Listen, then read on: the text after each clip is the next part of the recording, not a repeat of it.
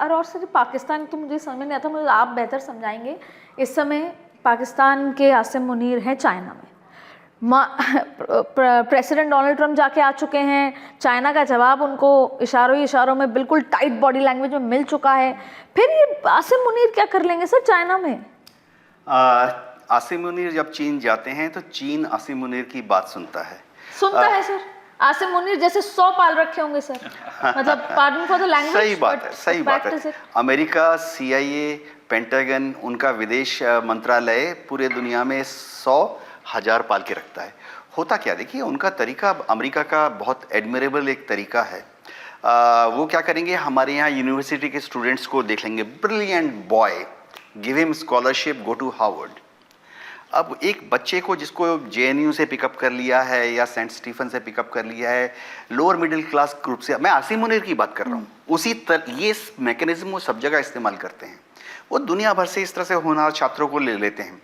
मैं army, navy, air force से belong करता हूँ। हमारे यहाँ वो लोग बोलेंगे, आप brilliant captain, brilliant flight lieutenant, send him for staff college to USA। हम जाते हैं तो वहाँ ना उनको मालूम है कि इम्प्रेशनल एज का बच्चा है, दिल्ली यूनिवर्सिटी से आया है, यहाँ पर PhD करेगा 2 साल। उसको भ्रमित नहीं करते, चकित नहीं करते, उसको बता देते हैं कि America is the best democracy. दुनिया में आगे बढ़ना है तुम्हें और भारत को, तो अमेरिका के साथ रहो। मैं इसलिए बता रहा हूँ, आसिम मुनीर जब चीन गए हैं, यही फॉर्मूला चीन आसिम मुनीर पर लगाता है। अब चीन को मालूम है कि पाकिस्तान के प्राइम मिनिस्टर को कोई नहीं परवाह करता चीन में, वो चाहे PTI का प्राइम मिनिस्टर हो, PMLN के अभी हैं प्राइम मिनिस्टर, वो परवाह नहीं करते, PPP का प्राइम मिनिस्टर, वो परवाह नहीं करते। उनको मालूम है कि पाकिस्तान में जो भी आर्मी चीफ है 1, दूसरा जो भी ISI का चीफ है 2, इनको बुलाओ, इनको प्रसन्न रखो, गुड ह्यूमर में रखो और इनको बोलो कि करना क्या है। अब बीच बीच में ना उनको थोड़ा सा लिफ्ट कर देते हैं। कैसे? पाकिस्तान की सरकार को $1 बिलियन चाहिए, या चीन से टैंक, तोप, हथियार, बख्तरबंद गाड़ियां, और तो और पाकिस्तान को हैवी इक्विपमेंट चाहिए, 1000 एक्सकेवेटर, 1000 बुलडोज़र, 1000 JCB चाहिए। चीन पाकिस्तान के आर्मी चीफ को देता है। कुल मिला के बात यही है ना सर कि उनको किसी एक जमीन के टुकड़े को जिंदा रखना है भारत के खिलाफ, बस इतनी सी। वो सर देश भी नहीं रहा है, जमीन का टुकड़ा है। जब कहेगा चीन बुला लेगा, कभी अमेरिका बुला लेगा, इधर आ जा, इधर खड़ा हो जा, यही है ना सर। मैं कुल मिला के मैं कोई वो तो नहीं कर रही ना आपसे। देखिए भारत के खिलाफ तो नहीं, देखो अंतर्राष्ट्रीय परिप्रेक्ष्य में ऐसा है, कोई कहता है कि मालदीव को कोई बस में करने की कोशिश कर रहा है। मोदी जी ने देखा कि दूरत्व मालदीव के साथ बढ़ रहा है, तो हमने थोड़ा सा पास आ गए। कोई कहता है बांग्लादेश भारत से दूर जा रहा है, अभी हम बांग्लादेश को क्या किड ग्लव ट्रीटमेंट दे रहे हैं, बहुत नाजुक तरीके से बांग्लादेश को हैंडल कर रहे हैं ताकि वो नाराज़ ना हो। बीच बीच में हम थोड़ा प्रसन्न भी कर देते हैं। वो कहता है तीस्ता में तो हम चाइनीज़ को बुला लेंगे, हम कहते हैं रुको, हम भी तीस्ता में तुम्हें वही करके देंगे जो चाइनीज़ करके दे रहे हैं, उससे बेटर तुम्हें ग्रांट्स देंगे, लोन्स देंगे।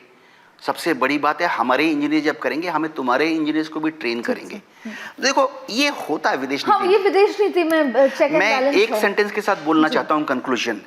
कभी विदेश नीति में कोई थोड़ा सा जीतता है, थोड़ा सा हारता है। पहले बांग्लादेश की जो, जैसे हमारे यहाँ इंडियन एडमिनिस्ट्रेटिव सर्विस होती है, इंडियन रेवेन्यू सर्विस होती है, पहले बांग्लादेश की जो काउंटर पार्ट है उनकी एडमिनिस्ट्रेटिव सर्विस और रेवेन्यू सर्विसेज, वो ट्रेनिंग के लिए हर साल आते थे मसूरी, जी लवासना में। अब इस साल बदल गया है, इस साल वो ट्रेनिंग के चले गए हैं पाकिस्तान।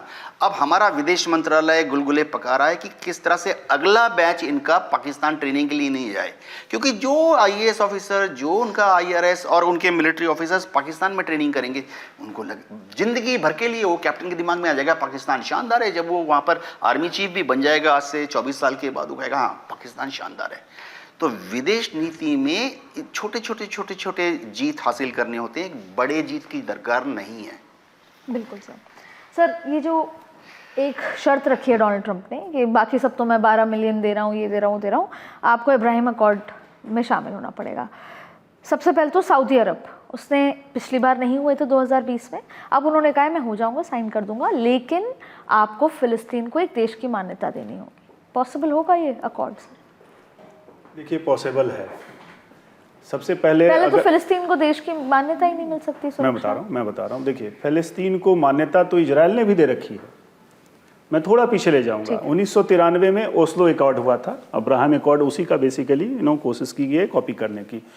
उसमें पार्टली इजराइल ने फिलिस्तीन को माना है और पैलेस्तीन ने भी इजराइल को माना है, तो मान्यता कहीं ना कहीं है। हाँ, इजराइल में अब फिलिस्तीन में 2 ग्रुप हैं, एक PLO है जिसके यासर अराफत थे और अभी उसके राष्ट्रपति वहाँ जो हैं, और दूसरा ग्रुप हमास का है जो ज़्यादा मिलिटेंट है, जो ईरान के क्लोज है और कह लीजिए प्रॉक्सी है।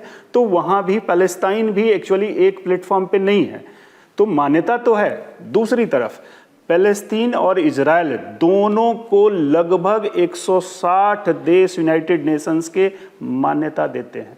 163 आउट ऑफ 193 यूनाइटेड नेशंस के मेंबर ने इजराइल को मान्यता दे रखी है। ईरान ने भी मान्यता दी हुई इजराइल को। 1950 में ईरान ने इजराइल को मान्यता दी थी। तुर्की के बाद दूसरा सबसे बड़ा इस्लामिक देश था ईरान, जिसने इजराइल को मान्यता दी थी। 1979 में जब इस्लामिक रेजिमे आ गई तब वो उन्होंने मान्यता खत्म कर दी। सर सब कुछ मतलब जैसे बोलते हैं ना, पड़खच्चे नहीं उड़ गए इन सब के।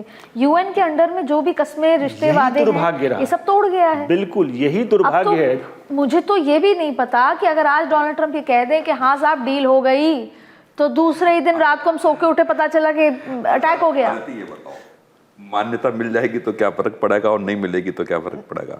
मतलब रिजल्ट अफगानिस्तान में किसकी सरकार आई और धीरे धीरे होके क्या होने लगा, और ह्यूमन राइट्स, महिलाओं अब आप चिल्लाने लगो, कूदने लगो, मान्यता मिल गई। उस मान्यता का क्या करेंगे? जो जिन लोगों को, जो बड़े देश हैं जिनको जो करना है वो करेंगे।